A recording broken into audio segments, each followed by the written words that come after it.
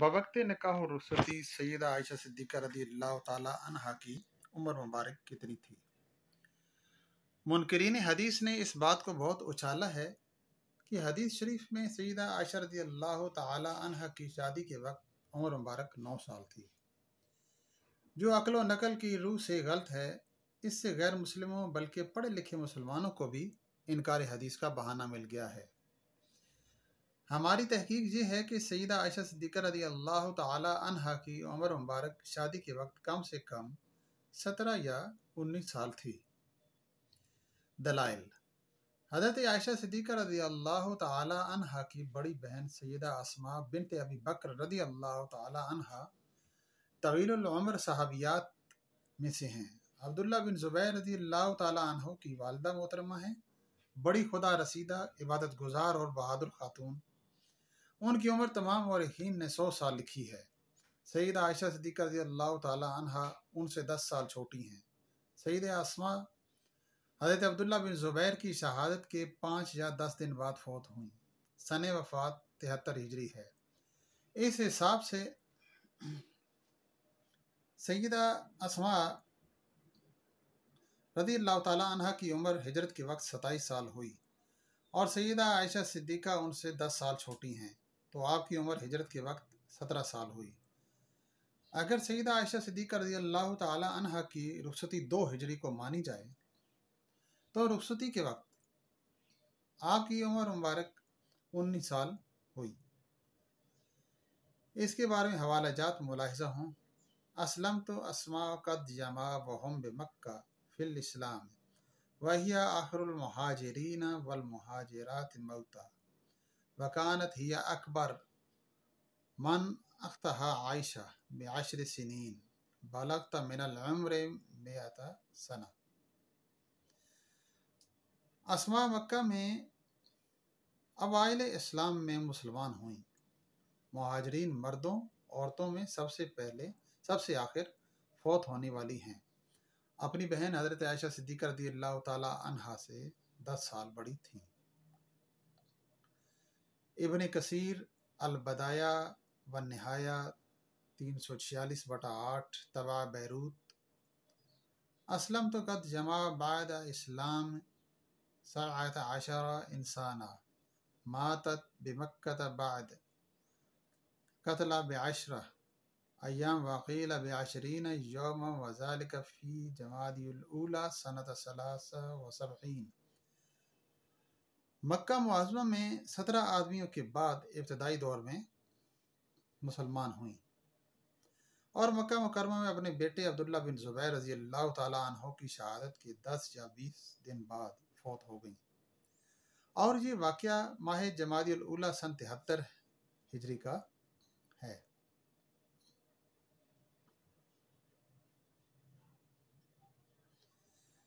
علامہ ابن حجر عسقلانی تہذیب و تہذیب 12 سواد طبع لاہور: الامام ابو جعفر محمد بن حریر طبری تاریخ الامم والملوک جیم 5 سواد 31 طبع بیروت: حافظ ابو نعیم احمد بن عبداللہ الاصفہانی میم 430 حلیۃ الاولیاء و طبقات الاصفیاء 2 سواد 56 طبع بیروت: اسلم تو قد جمع بمکہ وبایعت رسول اللہ صلی اللہ علیہ وآلہ وسلم ماتت اسماء بنت ابی بکر الصدیق بعد قتل ابنها عبداللہ بن زبیر وکان قتلہ یوم الثلاثاء ل17 لیلۃ خلت من جمادی الاولی سنۃ 73۔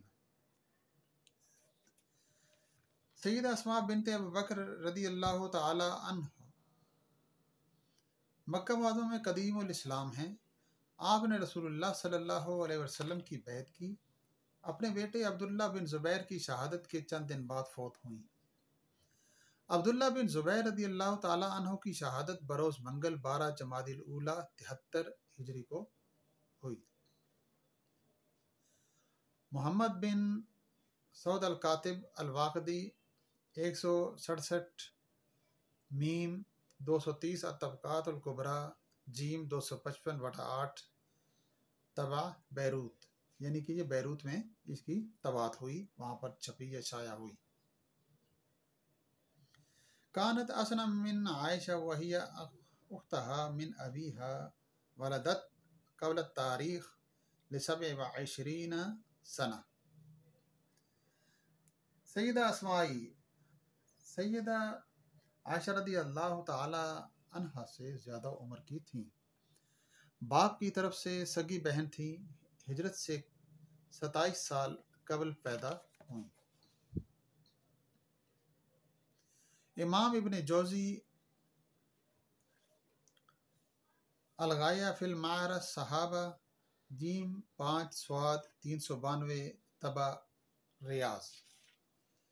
اسلمت قد جمع بمکہ قال ابن اسحاق بعد 17 نفسا بلغت اسماء 100 سنة ولدت قبل الحجرہ ل27 سنہ۔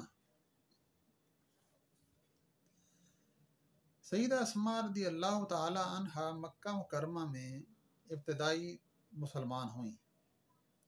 ابن اسحاق نے کہا 17 انسانوں کے بعد 100 سال عمر پائی، ہجرت سے 27 سال پہلے پیدا ہوئی تھیں۔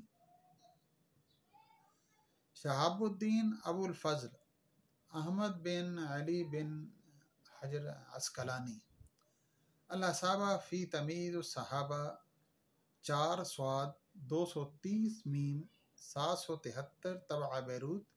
سیرت ابن حشام میم 1 سواد 271 طبع بیروت۔ علامہ ابن الاسیر الکامل فی التاریخ 4 سواد 358 طبع بیروت۔ علامہ ابن عمر یوسف ابن عبداللہ بن محمد بن عبد القرطبی 363 الاستیاب فی اسماء الاصحاب علی ہامش الاصحابہ 463 جیم 4 سواد 232 طبع بیروت۔ حافظ شمس الدین محمد بن احمد الذہبی تاریخ الاسلام ودفیات المشاہیر الاسلام جیم 5 سواد 30 طبع بیروت۔ الروض العنف شرح سیرہ ابن حشام جیم 1 سواد 166 طبع ملتان۔ یہ حقیقت بھی پیش نظر رہے کہ رسول اللہ صلی اللہ علیہ وآلہ وسلم کی حیات طیبہ میں سن ہجری کا آغاز نہیں ہوا، اور سن عیسوی یا کسی اور سن کا عرب معاشرے میں تعارف یا چلن نہ تھا۔ نمبر 2، اہل عرب کسی مشہور تاریخی واقعہ سے سالوں کا حساب کرتے تھے، مثلا واقعہ اصحاب فیل سے اتنا عرصہ پہلے یا بعد وغیرہ وغیرہ۔ باقاعدہ سن ہجری کا آغاز حضرت عمر فاروق رضی اللہ تعالی عنہ نے اپنے دور خلافت میں کیا، اور اس کا آغاز حضرت عمر فاروق رضی اللہ تعالی عنہ نے اپنے دور خلافت میں کیا، اور اس کا آغاز سال ہجرت سے کیا۔ نمبر 3، پہلی سن ہجری، دوسری سن ہجری، تیسری سن ہجری میں کم سے کم امکانی مدت پہلی سن ہجری کا آخری دن یعنی 30 ذوالحجہ لے لیں، اور دوسری سن ہجری کا پہلا دن یعنی یکم محرم۔ 2 سنوں میں وقفہ ایک دن دوسرے رخ سے دیکھیں، پہلے سن ہجری کا پہلا دن یعنی یکم محرم، دوسری سن ہجری کا آخری دن یعنی 30 ذوالحجہ۔ کل مدت 2 سال مکمل، دونوں صورتوں میں سن بدل گئے، مگر ایک طرف ایک دن ملا اور دوسری طرف پورے 2 سال۔ جب تک تاریخ اور مہینہ متعین نہ ہو یہ فرق باقی رہے گا اور ابہام پیدا کرتا رہے گا۔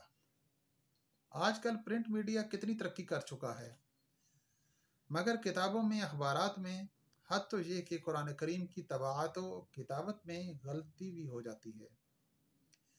پہلا دور تو ہاتھوں سے کتابت کا دور تھا، ممکن ہے 19 سال مبارک ہو، مگر کتابت کی غلطی سے 19 رہ گیا ہو اور عشر کا لفظ کتابت کا ساکت ہو گیا ہو، تسع عشر 19 سال کی جگہ تسعہ یا تسع یعنی 9 سال باقی رہ گیا، اور آنے والوں نے نقل در نقل میں اسی کو اختیار کر لیا کہ نقل کرنے والے اعلیٰ درجے کی ایماندار، پرہیزگار، علوم و فنون کے ماہر، صحیح و سقیم میں امتیاز کرنے والے نہایت محتاط لوگ تھے۔ وجہ سکوت کچھ بھی ہونا ممکن نہیں، حقائق بہرحال حقائق ہوتے ہیں، ان کے چہرے پر گرد و غبار تو پڑ سکتا ہے مگر ہمیشہ کے لیے اسے مسخ نہیں کیا جا سکتا۔